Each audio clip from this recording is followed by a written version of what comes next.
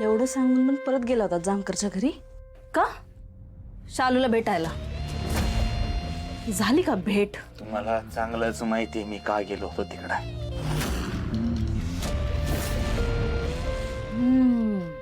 साकेतला संपवायला गेला होता तुम्ही, पण तो तर अजून संपला नाहीये. ऐकलंय मी, कान हाय तुम्हाला. वाचलाय त्यो. काय हो, सारखं सारखं त्या साकेतला संपवायचा प्रयत्न करताय? त्याला तुमच्याबद्दल आणि आर्याबद्दल काही माहित झालं होतं का? कळलं होतं त्याला. नाही नाही म्हणता म्हणता माणसं मारायला चांगलंच सरावलायत की तुम्ही.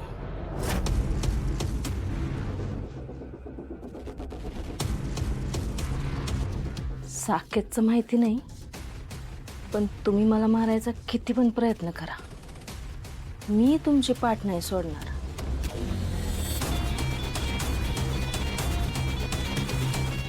तुम्ही मला माराल आणि मी मरून जाईन असं जर तुम्हाला वाटत असेल तर विसरून जा.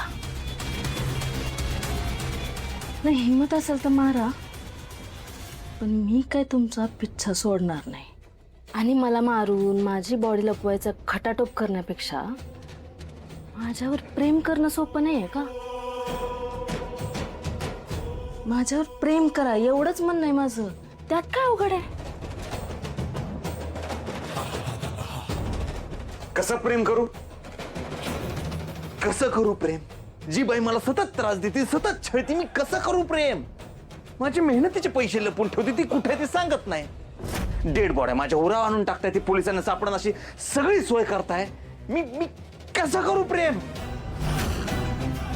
हे सगळं आठवतंय, पण मी काय काय केलंय तुमच्यासाठी हे नाही दिसत? पोलीस स्टेशन जाळण्यापासून आर्याच्या प्रकरणातनं सोडवण्यापर्यंत सगळं केलंय तुमच्यासाठी. सारखी सारखी आठवण करून द्यायला लावू नका. जिथं जिथं अडकलाय ना तुम्ही, तिथून सुटका केली मी तुमची. तुम्हाला ना माझ्या प्रेमाची कदरच नाहीये. दुसरा कोणी असता तर अशा प्रेम करणाऱ्या बायकोचा गुलाम झाला असता, पण तुम्हाला कदर नाहीये माझी. बायकोची सेवा केली की धनप्राप्ती होते. सेवा करायची असते, तिची लक्ष्मी असते ना घरची.